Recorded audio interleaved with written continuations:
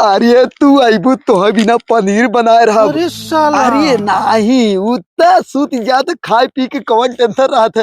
तू आईबू तो तुम्हारे बिना तेल ओल गरम करके एकदम मालिश करब। अलगे हाँ, फ्रॉड हाँ, चल रहा है। अरे तू टेंशन झील ले। तुहारू जौन बिटिया है ओके आराम से खिया पिया के मस्त ठंडा पिया के सुताई दे भाई।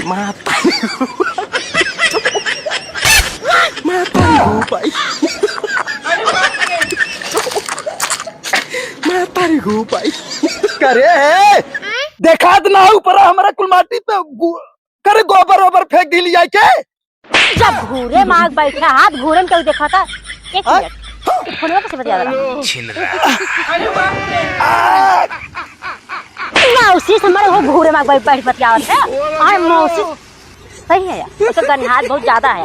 ये बकरी हगे रही बकरी मुँहते रही और भैंसी वाला गोबर रहा। और हाँ मौसी पीछे मेरे छोड़ देने पकड़ा मुँह और ऐसे उचार दे और हम लोग यहाँ पर संभाल ला।